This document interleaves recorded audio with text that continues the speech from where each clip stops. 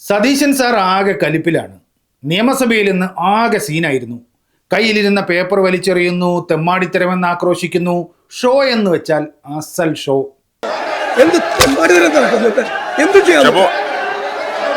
കൂത്താട്ടുകുളം വിഷയത്തിൽ അടിയന്തര പ്രമേയത്തിന് മറുപടി പറഞ്ഞപ്പോൾ മുഖ്യമന്ത്രി പിണറായി വിജയൻ ഇങ്ങനെ ഒരു വാചകം പറഞ്ഞു. അവിടെ കാലുമാറ്റത്തെ പ്രോത്സാഹിപ്പിക്കുന്ന ഒരു അന്തരീക്ഷം സൃഷ്ടിച്ചു എന്നുള്ളത് അവിടെ പരാജയപ്പെട്ടിട്ടുണ്ടെന്നുള്ളത് വസ്തുതയാണ്.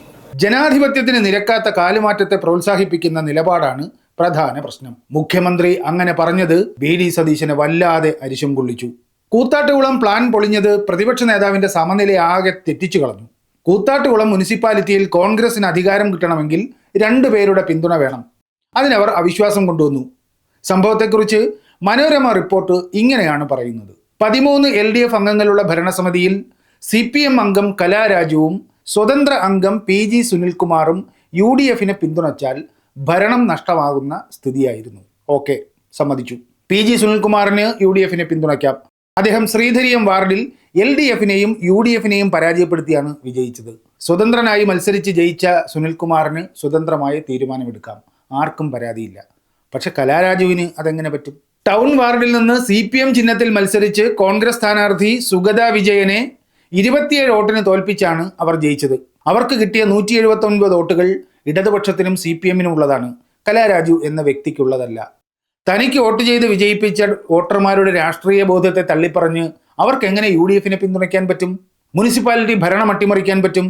കലാരാജുവിന് CPMലും LDFലും നിൽക്കാൻ പറ്റില്ല എങ്കിൽ അവർ രാജിവെച്ച് ജനങ്ങളെ സമീപിക്കണം. അപ്പോൾ ജനം തീരുമാനിക്കും എന്ത് വേണമെന്ന്.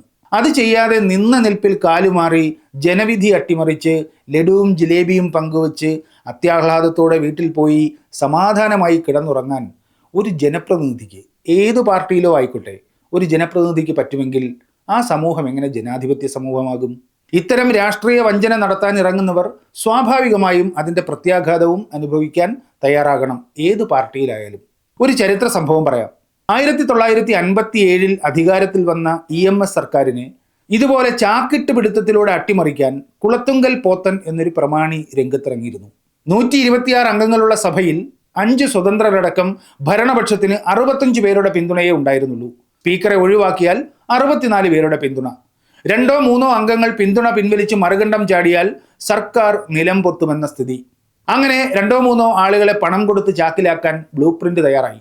1 ലക്ഷം രൂപ വാഗ്ദാനം ലഭിച്ചപ്പോൾ ആര്യനാട് MLA ആയിരുന്ന കാട്ടാക്കട ബാലകൃഷ്ണൻ കാലുമാറാൻ സന്നദ്ധനായെന്ന് കരക്കമ്പി വരുന്നു. വിവരമറിഞ്ഞ് അന്നത്തെ കമ്മ്യൂണിസ്റ്റ് പാർട്ടി സംസ്ഥാന സെക്രട്ടറി ആയിരുന്ന MN ഗോവിന്ദൻ നായർ പരസ്യമായി ഇങ്ങനെ പറഞ്ഞു അത്രേ: തന്തയില്ലായ്മ തരം ആര് കാണിച്ചാലും ഞാൻ പൊറുക്കില്ല. നാടിനും പാർട്ടിക്കും വേണ്ടി ഞാൻ എന്തും ചെയ്യും. നമ്മുടെ ഏതെങ്കിലും MLAമാർ ഗവൺമെന്റിനെയോ പാർട്ടിയെയോ ഒറ്റുകൊടുക്കുമെന്ന് ഞാൻ കരുതുന്നില്ല. അഥവാ അവരിൽ ആരെങ്കിലും അങ്ങനെ ചെയ്താൽ അവരോട് രാഷ്ട്രീയ ഭാഷയിലല്ല സംസാരിക്കുക. സന്ദേശം വ്യക്തമായിരുന്നു. അതോടെ പണം കൊടുത്ത് ആളെ ചാക്കിടാനുള്ള പദ്ധതിയും ബന്ധപ്പെട്ടവർ ഉപേക്ഷിച്ചു. ചരിത്ര പുസ്തകങ്ങളൊക്കെ വായിച്ചിട്ടേ ഒറ്റിനും ചതിക്കുമൊക്കെ തുനിയാവൂ എന്ന് ഗുണപാഠം. പണം വാങ്ങി കാലുമാറി രാഷ്ട്രീയ വഞ്ചന കാണിക്കുന്ന ജനപ്രതിനിധിക്ക് പിന്നെയും സുഖസുന്ദര ജീവിതം സാധ്യമാകുന്ന സമൂഹം ജനാധിപത്യ സമൂഹമല്ല, അത് ഉപജാപകാധിപത്യ സമൂഹമാണ്. അങ്ങനെ ഉപജാപകർ എളുപ്പത്തിൽ അവസാന ചിരി ചിരിക്കേണ്ട എന്ന സന്ദേശമാണ് കൂത്താട്ടുകുളം നൽകുന്നത്.